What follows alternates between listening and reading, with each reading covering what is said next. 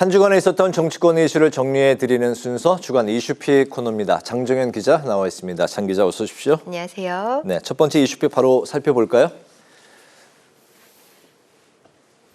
대통령 없는 첫 국회 개원식, 이번 22대 국회의 개원식 이야기네요. 그렇습니다. 지난 5월 말 문을 연 22대 국회가 임기 시작 96일 만에 개원식을 진행했습니다. 네. 그마저도 현직 대통령이 불참하면서 이 1987년 민주화 이후 처음으로 이 대통령 없는 가장 늦은 국회 개원식을 개최하게 됐습니다. 네, 지각 개원에 대통령 불참까지 이번 여야 대치 상황 이런 국면을 적나라하게 보여주는 것 같네요.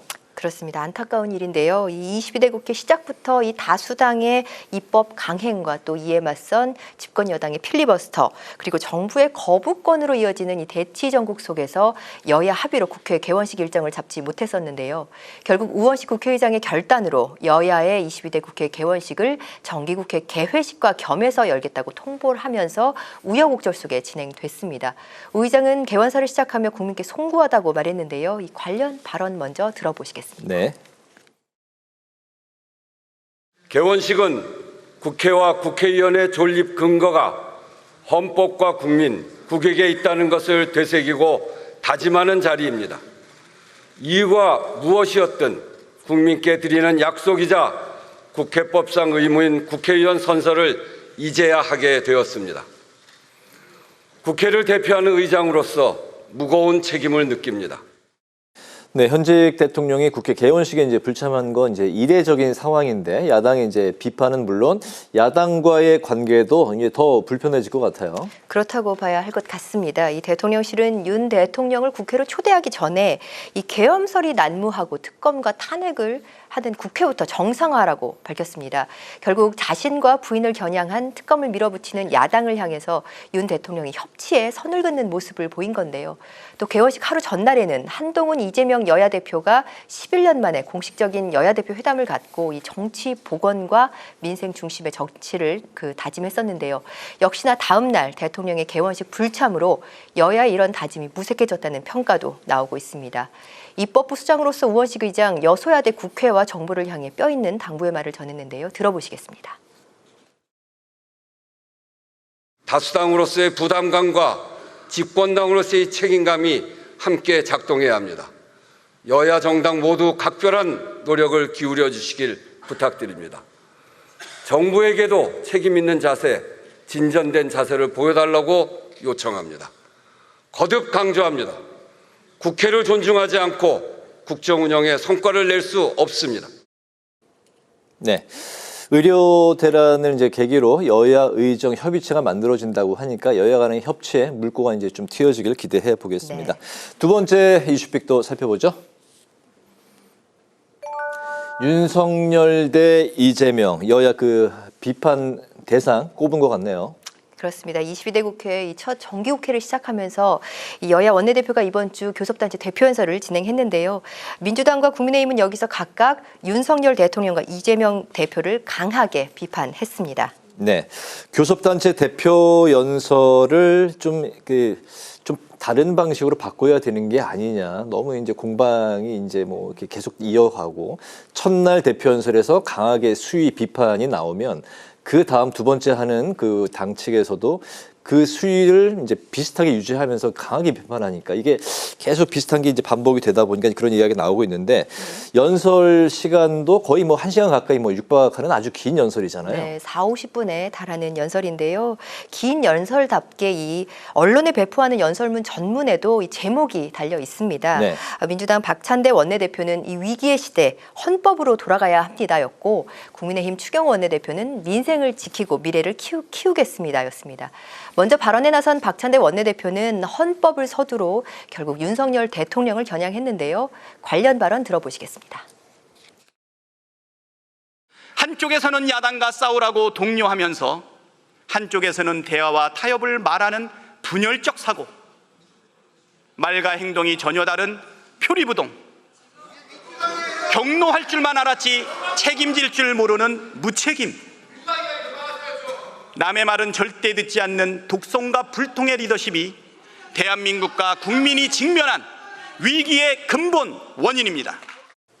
네, 이 박찬대 원내대표가 바로 윤석열 대통령의 국정 운영을 비판한 대목입니다. 말씀하신 것처럼 수위가 높았는데요. 여기에다 친일 인사 논란까지 불러오며 윤 대통령 이 헌법 수호 의지가 없다고 목소리를 높였는데요. 반면 국민의힘은 이재명 대표를 여야가 대립하는 이유로 꼽으면서 이 대표 사법 리스크를 방어하기 위한 목적으로 민주당이 방탄 정당 노릇을 하고 있다고 주장했습니다. 이렇게 여야는 각각의 연설에서 이재명 대표와 윤석열 대통령을 특정 지으며 22대 정기국회 첫 기싸움을 끝냈습니다. 추경호 원내대표 발언도 한번 들어보시겠습니다. 네. 지금의 정치 태양과 극한 대립의 궁극적 배경에는 이재명 대표의 사법 리스크가 있기 때문입니다.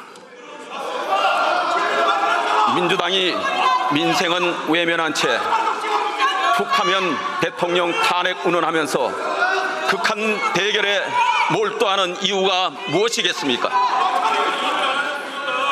이재명 대표 사법 리스크 방어용이라는 것 현명하신 국민들께서 다 알고 계십니다.